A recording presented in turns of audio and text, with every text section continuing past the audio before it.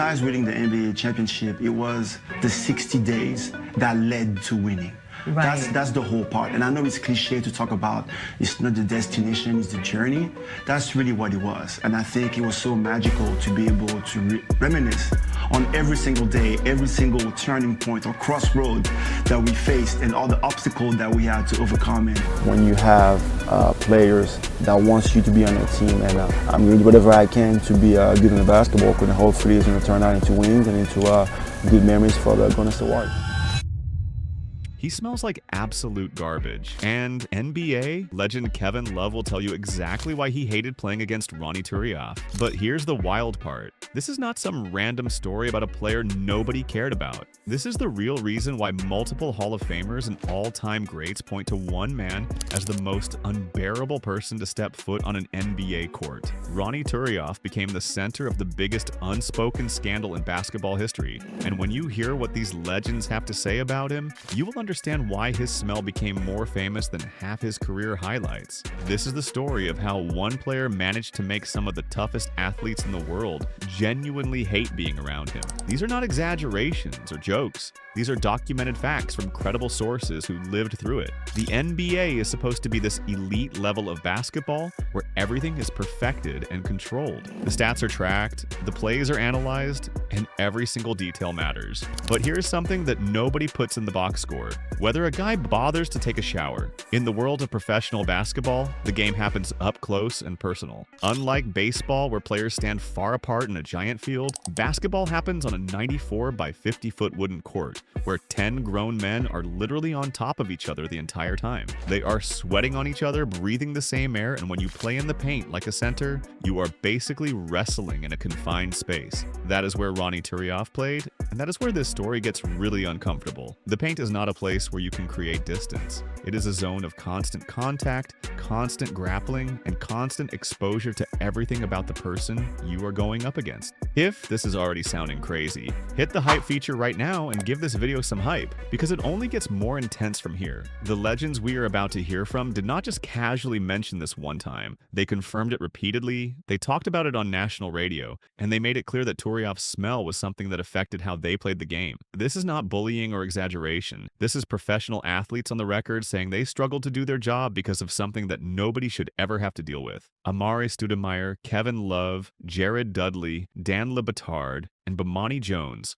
all played a role in turning this from a whispered rumor into a historical fact about the NBA that will never be forgotten. What they revealed was consistent, what they described was vivid, and what they experienced was real physical discomfort. Let's start with the man who turned this whole investigation into a media phenomenon. This is number 5, and his name is Bomani Jones. Bomani Jones was the cultural critic who looked at all the pieces and realized what had happened. When you ask players who the smelliest guy in the NBA was, they did not give you 5 different names. They did not debate it. There was a consensus, and for a long time, Turiaf was literally the only answer. That is wild when you think about it. The league has had hundreds of players. Thousands of guys have sweated it out in the NBA over the decades. But when the question came up about body odor, one name kept coming up and coming up and coming up. That was Ronny Turiaf. Jones noted that the agreement among players was so strong and so universal that it stopped being a rumor and became a fact. The players had essentially voted with their noses, and Turiaf won by a landslide. No one was even close. This is the kind of thing that sounds like a joke, but when you realize every single player who was asked said the same thing, you understand that something real was happening. The consistency was undeniable. The evidence was overwhelming. Next is number 4, the man who built the entire empire around documenting this phenomenon. His name is Dan Le Batard. Dan Le Batard is a journalist who understood that if you wanted to verify a rumor, you had to ask the right questions. He did not just casually bring it up once. Instead, he made this into a regular segment on his show. He would tell guests, "Look, we have been hearing for a long time that Ronny Turiaf is the smelliest man in the entire NBA." Then he would ask them to confirm or deny it. By asking everyone who came on the show, he was essentially building a database. If 10 players say yes and 3 say they are not sure, then you have proof. Le Batard's methodology was smart. He forced players to go on the record. He made the rumors something that could not be ignored or dismissed as locker room gossip. The more times he asked, the more unanimous the answer became. Le Batard took what was a whispered complaint and turned it into something the entire NBA audience knew about. He created the framework where Turiaf's smell became documented history instead of just a story guys told each other. His relentless approach meant that there was no hiding from this truth. Now we move to number 3, the guy who actually came up with the ranking system. His name is Jared Dudley. Jared Dudley played in the NBA long enough to know pretty much everyone.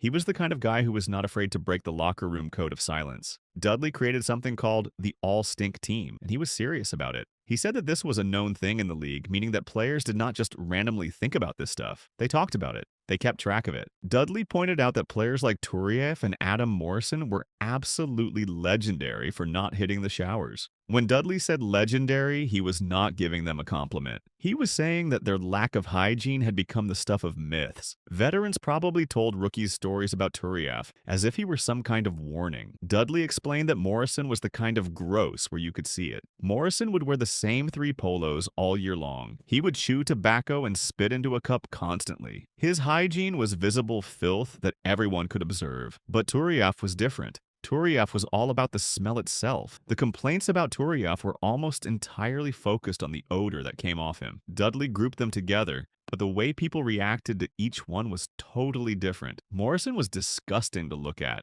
Turiaf was disgusting to breathe around. That distinction matters a lot because it shows how severe the situation had become. Up to number 2, the guy who had to guard him and deal with it every single night. His name is Kevin Love. Kevin Love was one of the best power forwards in the entire NBA. He was a rebounding machine and a scoring threat. Love played in the post, which means he was in the paint constantly, fighting for position, boxing out, and doing all the physical work that centers and power forwards do. When Kevin Love had to guard Ronny Turiaf, he was not just dealing with a tough defensive player. He was dealing with something else entirely. Love did not hate Turiaf because of how he played. Love hated guarding Turiaf because of his smell. Love told people that guarding Turiaf was a challenge not because of his defense, but because of his smell. Think about what that means. Here's one of the best players in the league saying that his performance was affected by how bad a guy smelled. Love identified Turiaf as the worst-smelling player in the entire NBA during his career. That is not a small thing to say. Love had faced hundreds of players over his career. He had guarded the biggest centers and power forwards in the world, but Turiaf stood out. The worst. When you are guarding someone in the post, you are literally chest to chest with them sometimes. You are breathing the same air, your face is inches away from their face. That is the zone where you have to deal with whatever smell is coming off that person. For Love, that became a real problem. The odor became like an invisible weapon that worked against him. Love had to focus on holding his breath and not turning his head. That mental distraction cost him. He could not fully concentrate on the game because he was fighting against a biological problem. That is why Love hated it. It was not about respect or rivalry. It was about the fact that he had to do his job in an environment that was hostile to his senses.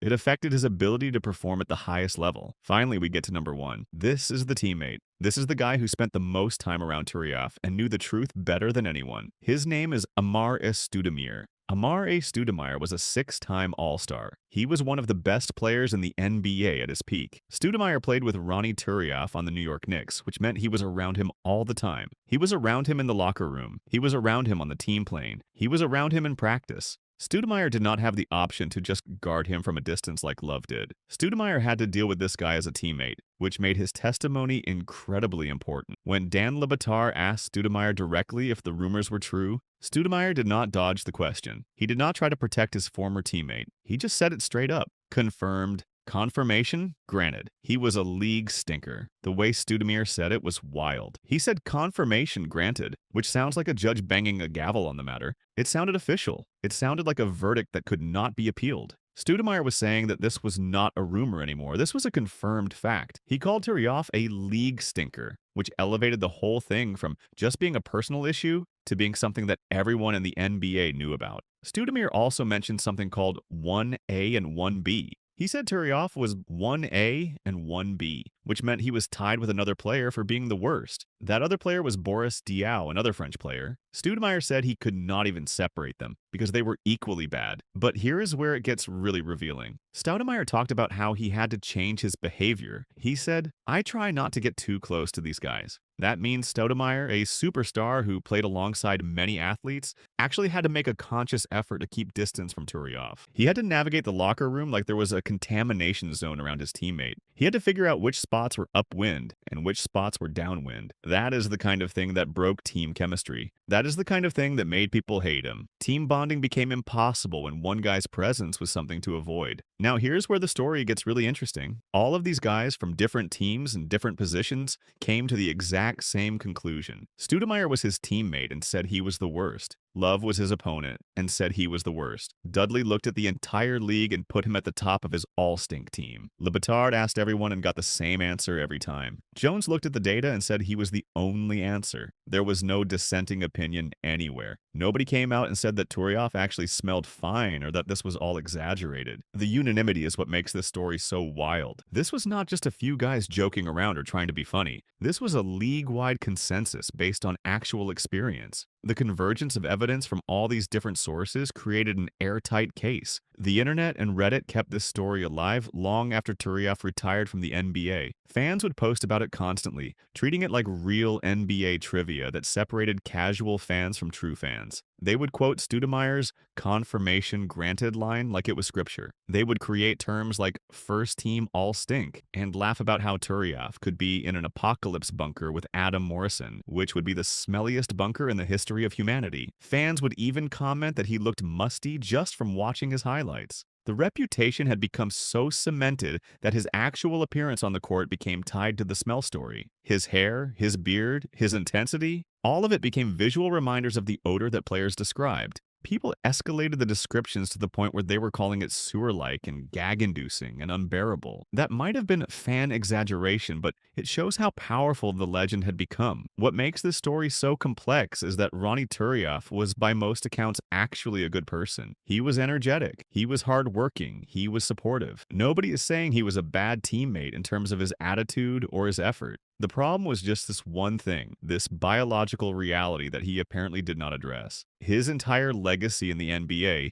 has been defined by this one issue. People do not remember his stats. People do not remember his game. They remember the smell. That is wild. That is the kind of thing that shows how important these small details actually matter in professional sports. When you are working in an environment where you have to be in constant physical contact with people, hygiene stops being a personal choice. It becomes a professional obligation that you cannot ignore without consequences. The reason why these legends hated Ronny Turiaf is ultimately very simple. They hated him because he made their job harder. Love could not focus on defense because he was distracted. Stoudemire could not get close to his teammate because of the smell. The entire league had to deal with this invisible weapon, this poison aura that Turiaf brought wherever he went. He was like a character in a video game that has a special ability that damages everyone around him, except his ability was just his smell. The legends did not hate him because of any basketball reason. They hated the experience of being around him. They hated the fact that he seemed to not care enough to fix it. The hate was really just revulsion, pure biological rejection of the situation. The media turned this into permanent NBA lore. The players confirmed it over and over.